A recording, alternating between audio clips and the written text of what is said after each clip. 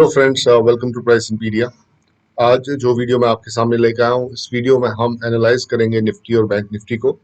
इसके अलावा will also have a look at the major sectoral indices and will try to identify strong stocks in those sectors as well. तो सबसे पहले शुरू करते हैं हम। Let's start with the analysis of Nifty and bank Nifty. जैसा कि आप देख रहे हैं, this chart is open before you and this chart is actually a daily chart. यहाँ पर जो भी कैंडल आप देख रहे हैं वो आपको एक दिन की मूवमेंट बता रहा है। The movement the price is shown in one day. So if you analyse this chart you see that यहाँ पर एक अपवर्ड चैनल थी और वो अपवर्ड चैनल प्राइस को 15,500 से लेके करीब करीब 18,600 तक लेके चली गई और फिर ये चैनल यहाँ ब्रेक हुई। पहला ब्रेक यहाँ पर आया, प्राइस नीचे चला गया और उसके बाद प्राइस वापस ऊपर क्लोज करने की कोशिश की, लेकिन फिर से ये रेजिस्टेंस प्ले में आ गई और इस रेजिस्टेंस ने प्राइस को नीचे की तरफ लेके चली गई। तो ये जो रेजिस्टेंस थी, ये रेजिस्टेंस जिसने निफ्टी को नीचे लिया, दैट वाज अराउंड 18,000 की resistance. So 18,000 resistance first pushed the price here down and second time it pushed the price here down and ultimately price went down and it touched the low of around 16,800 levels. तो 16,800 level जो था वो stock market का एक लो था। तो पहली बार ये 16,800 लेवल जो थी वो यहाँ पर टच हुई ऑन 29 नवंबर। उसके बाद ये लेवल फिर से एक बार यहाँ पर टच हुई around that, not exactly, it was touched on 6th of December. यहाँ पर मैं कह सकता हूँ कि एक डबल बॉटम बना। डबल बॉटम बनने के बाद आप देख रहे हैं ये जो कैंडल है एक इनसाइड कैंडल थी। This was inside this bearish candle और उसके बाद एक गैप अप ओपनिंग हो गई और प्राइस अभी इस 17,300 की लेवल के आसपास सपोर्ट ले रहा है। तो अब यहाँ से आगे क्या हो सकता है?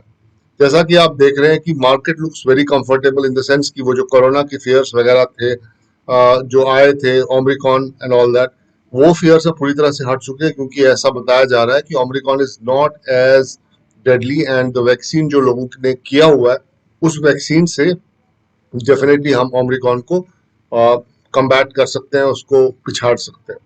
तो I don't see any fears in the market right now. तो यहाँ पर मार्केट जो है इस 17,300 लेवल्स के आसपास सपोर्ट ले रहा है और मैं समझता हूँ कि यहाँ से जो मार्केट का अपसाइड है वो करीब करीब 18,000 लेवल्स का है। तो यहाँ से मैं एक्सपेक्ट कर रहा हूँ कि मार्केट एटलीस्ट 600 to 700 पॉइंट्स ऊपर जाएगा। आप यहाँ पर एक पोजीशन ले सकते हैं निफ्टी के अंदर और आपका जो स्टॉप लॉस है, आपका स्टॉप लॉस करीब करीब 17,200 लेवल्स के आसपास होना चाहिए। तो ये एक मैं कह सकता हूँ कि एक स्विंग ट्रेड होगी, ये कोई इंट्राडे ट्रेड मैं आपको नहीं दे रहा। It's a swing trade, it's outlook for entire week as far as I am concern. तो उस बेसिस पे मैं आपको एक ट्रेड सजेस्ट कर रहा हूँ कि यहाँ पर निफ्टी में करीब करीब 400 से लेके 400 to 700 पॉइंट्स का अपसाइड डेफिनेटली निफ्टी के अंदर है। तो आपको एक चाहे तो निफ्टी में पोजीशन बना सकते हैं या अगर आप चाहें तो निफ्टी 50 के जो इंपॉर्टेंट स्टॉक्स है जो अभी रिकवर कर रहे हैं आप उनमें भी पोजीशन बना सकते हैं। तो इस सिलसिले में मैं आपके साथ कल अराउंड चार स्टॉक्स शेयर करूंगा। जो चार स्टॉक्स काफी अच्छी लेवल पर हैं और जो बड़े आराम से ऊपर जा सकते हैं, तो उन स्टॉक्स पे डेफिनेटली आपको पोजीशन बनानी चाहिए। तो दोस्तों ये था एनालिसिस निफ्टी 50 का। आइए अब बैंक निफ्टी की तरफ चलते हैं और वहां देखते हैं कि वहां एग्जैक्टली क्या पैन आउट हो रहा है। हाँ तो दोस्तों, अब जो इंडेक्स हम एनालाइज करने जा रहे हैं वो इंडेक्स है बैंक निफ्टी का। लेकिन इससे पहले कि मैं बैंक निफ्टी एनालाइज करूं, मैं आपके साथ अपना ट्विटर प्रोफाइल शेयर करना चाहता था। तो ये जो ट्विटर प्रोफाइल है इसका जो आईडी है दैट्स प्राइस इंपीडिया। तो आप इस नाम से ट्विटर पे मेरा सर्च कर सकते हैं। तो यहाँ पर मैं काफ़ी अच्छे अच्छे ट्वीट्स पोस्ट करता हूँ, काफ़ी रेगुलरली पोस्ट करता हूँ। तो on a daily basis I do post a lot of tweets out here. जैसे आप देखिए ये लेटेस्ट ट्वीट मैंने पोस्ट किया आज सुबह ही। तो यहाँ पर आप देखेंगे कि मैंने अक्रॉस डिफरेंट सेक्टर्स बताया है कि कौन से स्टॉक्स हैं जो काफ़ी इंटरेस्टिंग है, जिन पे हमें फोकस करना चाहिए। इसके अलावा मेरा एक ट्विटर स्पेस था that was on 10th of December. इसमें जो कि कॉस्मो फीड ने स्पॉन्सर किया था। तो इसमें आप देख सकते हैं कि 3 स्पीकर्स थे, I was one of the speaker and हमने यहाँ पर एफएनओ स्टॉक्स, जो भी इंटरेस्टिंग एफएनओ स्टॉक्स है उनके बारे में डिस्कशन किया। तो एट द सेम टाइम आप देखें दिसंबर 8 को मैंने 4 स्टॉक्स मेंशन किए थे, उनके चार्ट्स बताए थे और किस तरीके से इनके अंदर एक चैनल ब्रेकआउट हो रहा है ये मैंने इसके अंदर बताया था। तो आप डेफिनेटली मेरे ट्विटर अकाउंट को सब्सक्राइब आई मीन फॉलो कर सकते हैं एट द सेम टाइम आप मुझे कॉस्मो फीड पे भी फॉलो कर सकते हैं। कॉस्मो फीड एक बहुत ही जबरदस्त ऐप है। तो मैं आपको कॉस्मो फीड के बारे में बताता हूँ। तो यहाँ कॉस्मो फीड में अगर आप देखें तो यहाँ पर मेरा एक फ्री ग्रुप है। तो इस फ्री ग्रुप में भी मैं अक्सर काफी ज्यादा पोस्ट करता हूँ। एट द सेम टाइम यहाँ पर एक पेड ग्रुप भी है मेरा। तो इस पेड ग्रुप में जो इसकी सब्सक्रिप्शन है वो अराउंड 800 रुपीज है। और यहाँ पर मैं अपडेट्स देता हूँ जो भी स्टॉक्स अट्रैक्टिव लेवल्स पे होते हैं, हाई प्रोबेबिलिटी पिक्स होते हैं। तो अगर आप देखेंगे ये स्टॉक्स है जो मैंने सजेस्ट किए हैं पिछले कुछ 7-8 दिनों में। तो यहाँ पर आप देखिए रिस्क रिवॉर्ड एक बहुत इंपॉर्टेंट चीज है। मैं हर स्टॉक के साथ रिस्क रिवॉर्ड बताता हूँ कि इस स्टॉक का रिस्क रिवॉर्ड कितना है, इसका स्टॉप लॉस क्या होगा और इसका टारगेट क्या होगा और अपसाइड कितने परसेंट है। और इसमें कुछ स्टॉक्स शॉर्ट टर्म के होते हैं और कुछ स्टॉक्स लॉन्ग टर्म के होते हैं।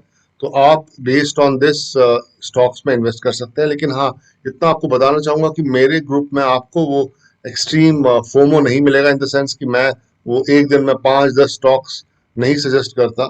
मैं on A monthly basis I do suggest around 15 to 20 stocks.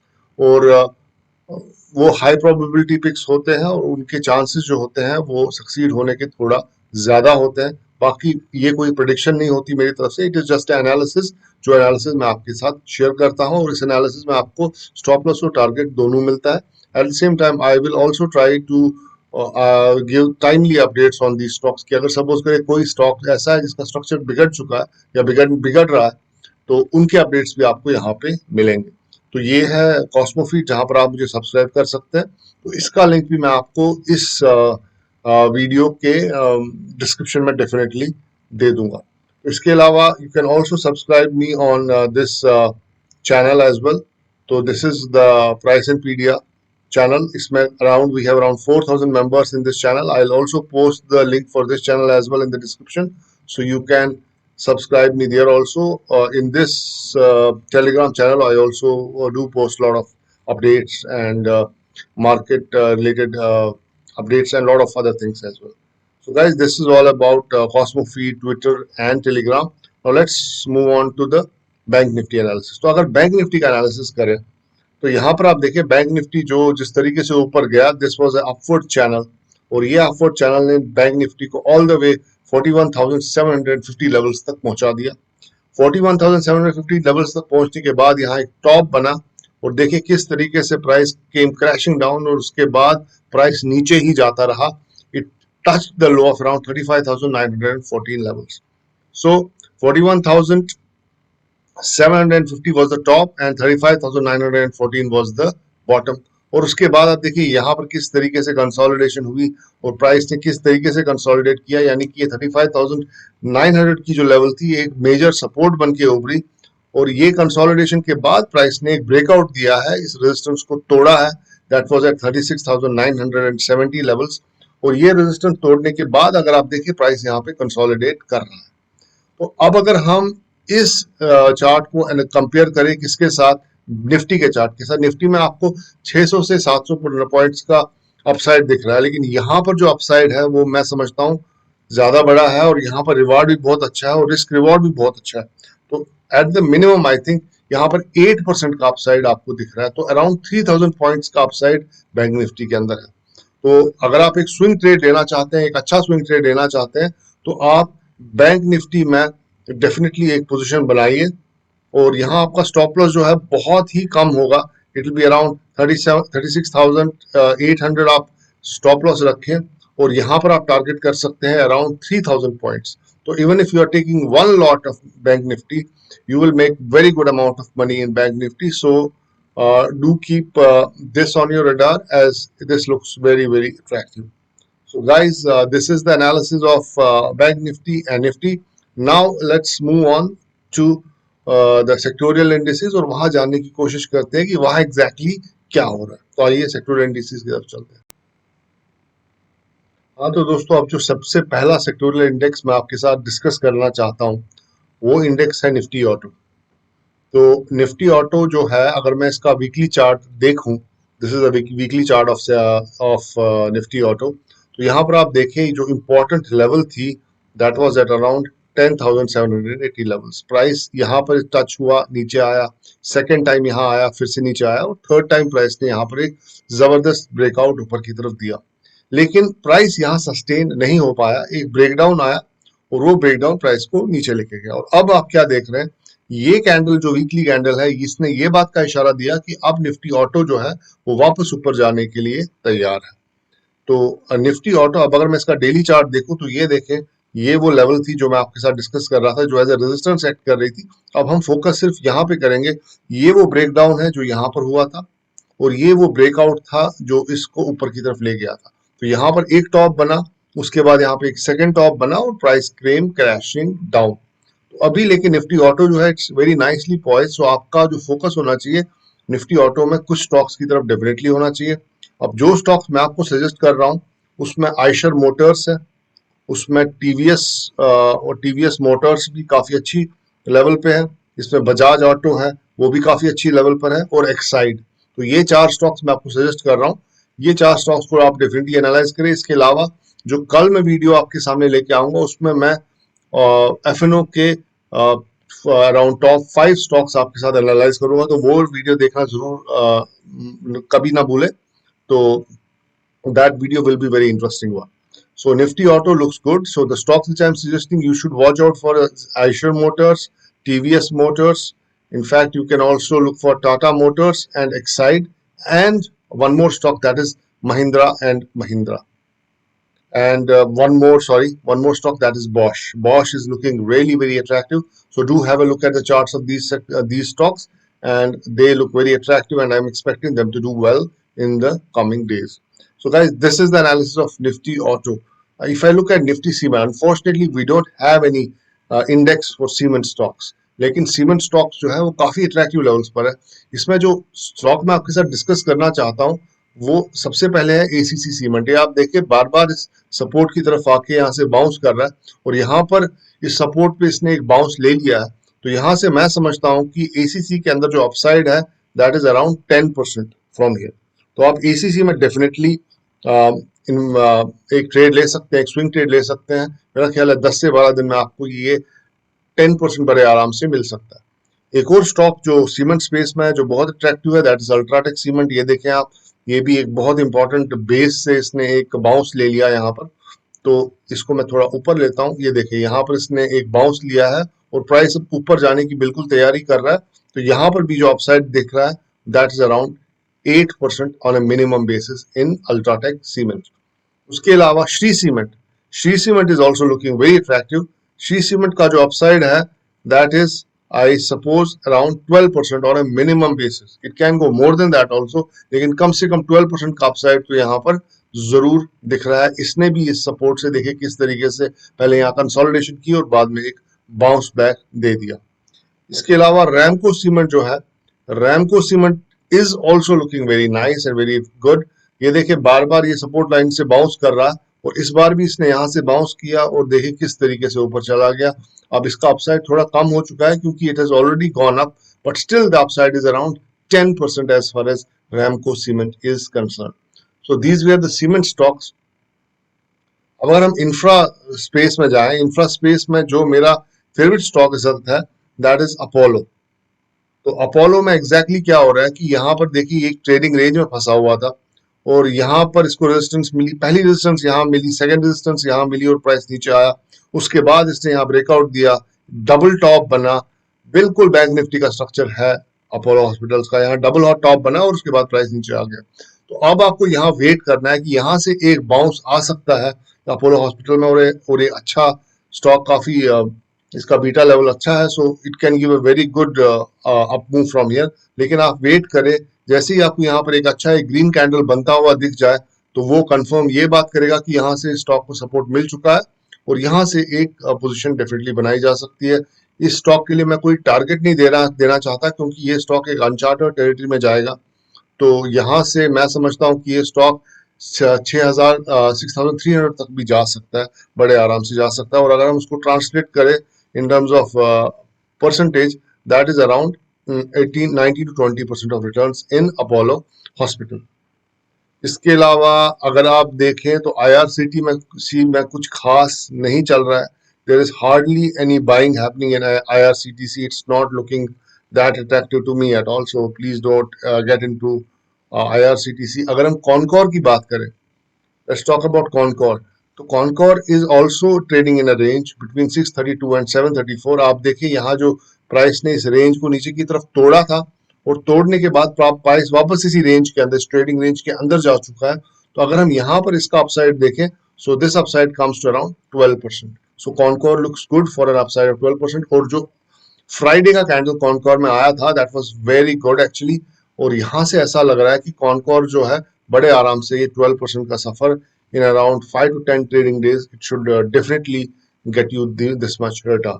So this is Concor. अब अदानी ग्रुप ऑफ ब्रदर्स में से अगर आप देखें, आपके पास अदानी एंटरप्राइज है, आपके पास अदानी पोर्ट्स है.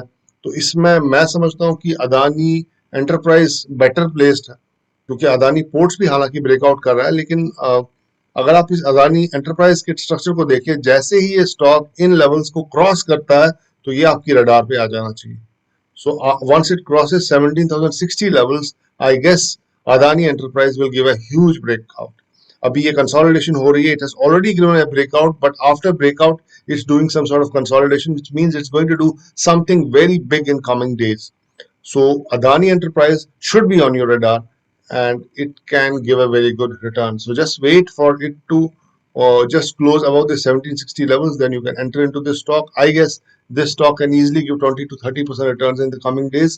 So this should be definitely in your radar as well. FMCG sector की अगर मैं बात करूं, मैं इसका इंडेक्स आपके साथ डिस्कस करता हूं. FMCG सेक्टर ने यहाँ पर एक कमाल का ब्रेकआउट दिया था, और ब्रेकआउट देने के बाद प्राइस ने यहाँ एक टॉप बनाया, फिर नीचे आया, फिर सेकेंड टाइम एक टॉप बनाया. लेकिन इस बार ये जो फॉल था ये ज्यादा डीप था, और ये प्राइस को देखिए कहाँ तक लेके गया. अभी अगर हम देखें, एफएमसीजी सेक्टर उसी ब्रेकआउट लेवल के आसपास से वापस बाउंस बैक हो चुका है, तो ऊपर की तरफ जा रहा है. तो एफएमसीजी सेक्टर में जो इंटरेस्टिंग स्टॉक्स आपके सामने है, वो मेरा ख्याल है पिडिलाइट इंडस्ट्री है. पिडिलाइट इंडस्ट्री लेकिन अभी काफी रनअप हो चुका है उसमें, लेकिन अभी भी पिडिलाइट इंडस्ट्री में जो है वो अपसाइड थोड़ा बहुत बाकी है. It has upside of around 6%. Pidilite industry मैंने अपने ग्रुप के मेंबर्स के साथ शेयर किया था जब इसका प्राइस सिर्फ 2221 था. यहाँ से जिसने भी वो उसमें हमारे ग्रुप मेंबर में जिसने भी इसमें इन्वेस्ट किया होगा, तो he must have made good money till now, but there is still 6% upside in Pidilite industries. इसके अलावा पिडिलाइट इंडस्ट्री के अलावा एक स्टॉक आपके रडार पे डेफिनेटली होना चाहिए, वो है कॉलगेट. तो कॉलगेट में ऐसा क्या हो रहा है साहब, कॉलगेट जो है ये इस ट्रेडिंग रेंज से नीचे की तरफ इसने ब्रेकआउट दिया, और अब प्राइस इस ट्रेडिंग रेंज के नीचे वापस कंसोलिडेट कर रहा है. और यहाँ से मैं एक्सपेक्ट करता हूँ कि प्राइस वापस इस ट्रेडिंग रेंज के अंदर जाएगा और ऊपर की तरफ एक अच्छा अपमूव इसमें आ सकता है. तो कॉलगेट में जो अपमूव है वो that's around 12%, but you must wait for price to come into this trading range. और ये ट्रेडिंग रेंज कहाँ से स्टार्ट होती है? It starts at around 1472 levels. So once price reaches for 1472 levels and maintains itself above those levels, then you can definitely enter into Colgate as well. So Colgate is my pick as far as FMCG sector is concerned. तो उसके बाद दोस्तों, जहां तक अब fertiliser sector की बात है, तो इसमें कोरोमंडल जो है वो कुछ खास नहीं कर रहा. मैं एक्सपेक्ट नहीं करूंगा कोई अपमूव आएगा. So let's stay away from Coromandel, and you can see there is a bearish engulfing here. तो ये पिछले दिन के कैंडल को इसने पूरी तरह से एनक्लोज कर दिया. तो यहाँ मैं समझता हूँ कि कोरोमंडल शायद नीचे ही चला जाए. So don't get into Coromandel and all that. Let's look at Atul. Atul क्या कर रहा है? तो अतुल ने देखें, अतुल ने भी इस ट्रेडिंग रेंज को नीचे की तरफ तोड़ा, यहाँ कंसोलिडेशन की, बाद में प्राइस ऊपर चला गया. लेकिन अगेन अतुल में भी एक बेरिश एनगल्फिंग यहाँ पर है. प्राइस जो है पिछले कैंडल को नीचे की तरफ तोड़ चुका है और ये काफी एग्रेसिव सा लग रहा है. सो अगेन अतुल में भी आप कोई पोजीशन मत बनाइए. आइए अब मेटल स्टॉक्स की तरफ चलते हैं. मेटल स्टॉक देखें, ये इस 5538 लेवल की जो इंपॉर्टेंट रेजिस्टेंस थी, ये प्राइस इसके ऊपर क्लोज होने में कामयाब हो चुका है. तो मैं समझता हूँ कि मेटल स्टॉक्स जो है वो काफी अच्छा कर सकते हैं आने वाले दिनों में. तो मेटल स्टॉक्स में जो मेरे फेवरेट स्टॉक्स हैं जिन पे आप फोकस कर सकते हैं, उसमें स्टील अथॉरिटी ऑफ इंडिया है. डेफिनेटली ये वापस इस ट्रेडिंग रेंज में जा सकता है, और यहाँ से ये अपसाइड जो दे सकता है, दैट अपसाइड इज अराउंड 15%. लेकिन you have to wait for it to close above 115. एक बार 115 को ऊपर close हो जाए, sustain करे, then you can enter into sale. Hindalco is also looking very good. As you can see, I had shared this chart on Twitter 5 days back.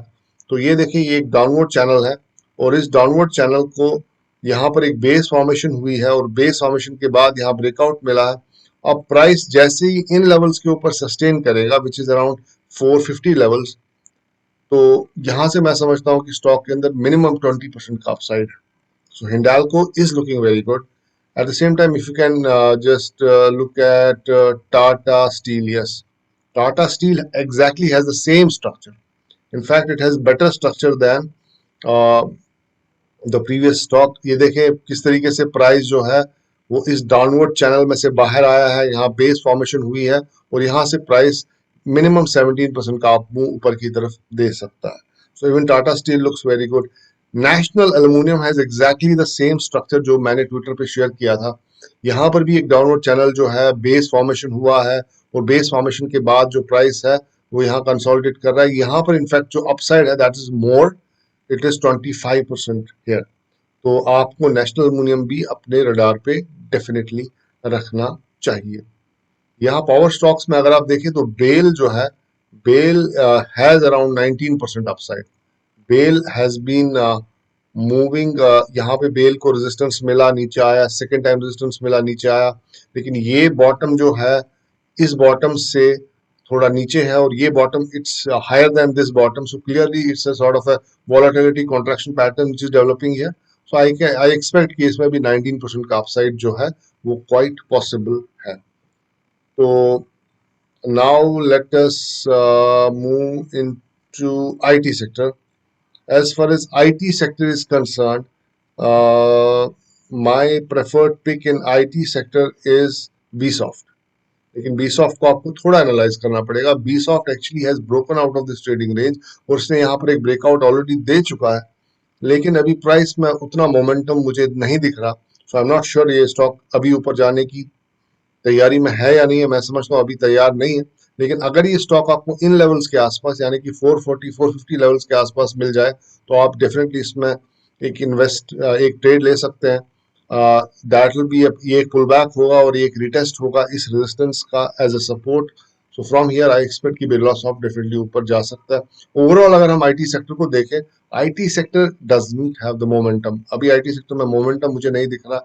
ये एक trading range के अंदर फंसा हुआ और अगर आप देखें इसकी जो रेंज है वो कम होती जा रही है. तो आप देखिए ये टॉप ज्यादा था, उसके बाद नेक्स्ट टॉप उससे नीचे, थर्ड टॉप उससे नीचे, फोर्थ टॉप उससे नीचे. अब मैं एक्सपेक्ट कर रहा हूँ कि ये थोड़ा और नीचे जाएगा और अल्टीमेटली ये साइडवेज मूव यहाँ पर देगा. तो आईटी सेक्टर मैं नहीं समझता कि इसमें कोई ऐसा खास इंटरेस्टिंग स्टॉक है. हाँ, आप इसमें शॉर्ट साइड पे ट्रेड जरूर ले सकते हैं, लेकिन लॉन्ग साइड पे मैं अभी आईटी सेक्टर में कोई ट्रेड की आपको रिकमेंडेशन नहीं देना चाहता. अगर हम फार्मा सेक्टर की बात करें तो फार्मा सेक्टर जो है साहब, it is absolutely in oversold mode. तो ये ट्रेडिंग रेंज के अंदर था, यहाँ पर काफी देर तक रहा इस ट्रेडिंग रेंज के अंदर. उसके बाद यहाँ ब्रेकडाउन मिला, यहाँ एक बॉटम बना, यहाँ सेकंड बॉटम बना और मैं समझता हूँ कि फार्मा सेक्टर अभी ऊपर जाने के लिए तैयार है. तो यहाँ से फार्मा सेक्टर जैसे ही ये जो इंडेक्स है इस ट्रेडिंग रेंज यानी कि 13,717 के ऊपर क्लोजिंग देगा, तो यहाँ से मैं समझता हूँ कि ये फार्मा जो है ये आपको एक अच्छी रैली दे सकता है ऊपर की तरफ. अब फार्मा में किन स्टॉक्स पे आपको फोकस करना चाहिए, तो सबसे पहले आपको मैं समझता हूँ सिप्ला जरूर देखना चाहिए. सिप्ला एक ट्रेडिंग रेंज के अंदर है और प्राइस अभी bottom of the trading range है. यहाँ से मैं समझता हूँ कि सिप्ला एक मूव डेफिनेटली ऊपर की तरफ दे सकता है और सिप्ला के अंदर जो अपसाइड है that is around 10% on A minimum basis. So Cipla is definitely looking good. इसके अलावा अगर आप लाल पैथ लैब्स को देखें, लाल पैथ लैब्स मैं नहीं समझता अभी ऊपर जाने के लिए तैयार है. यहाँ पर अगर लेकिन लाल पैथ लैब्स आपको 3270 के आसपास मिलता है तो जिसमें डेफिनेटली आप एक स्विंग ट्रेड ले सकते हैं. लाल पैथ लैब के अंदर जो अपसाइड है that is around 20%. That is huge actually. So you must wait for it to come to the bottom of the trading range और यहाँ पर आने के बाद आप इसमें एक पोजिशन डेफिनेटली बना सकते हैं. सन फार्मा देखते हैं. Sun Pharma, what is Sun Pharma doing? Look, Sun Pharma is very nicely placed.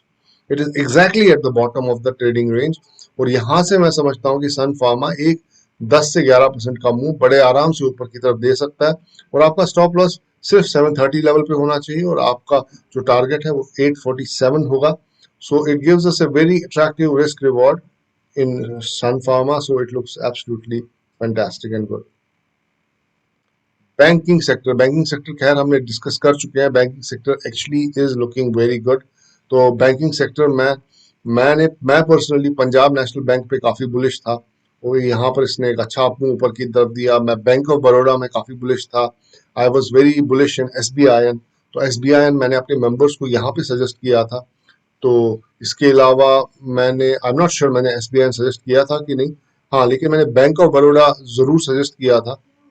If I look at bank of Baroda, this is here. तो बैंक ऑफ बड़ौदा मैंने यहाँ पर सजेस्ट किया था, और अभी प्राइस जो है वो काफी ऊपर जा चुका है, और इसका जो अपसाइड है वो कम से कम 100 रुपीज तक मैंने ऐसा मेंशन किया है ग्रुप के अंदर. So guys, these are some of the stocks which I guess these should be on your radar, and these sectors should be on your radar, and they can definitely do very well. तो इसके अलावा आप मेरा कल का video जरूर देखिएगा. इसमें मैं डिस्कस करूंगा वो 4 FNO स्टॉक्स, उनको हम बड़े डिटेल में देखेंगे. हम उनके ऑप्शन चेन भी एनालाइज करेंगे, और हम जानने की कोशिश करेंगे कौन से ऐसे FNO स्टॉक्स हैं जो अगले हफ्ते बहुत अच्छा मूव दे सकते हैं. तो डेफिनेटली कल आप मेरा ये वीडियो जरूर देखिएगा. So guys, thank you very much. True regards from my side. Goodbye and good luck.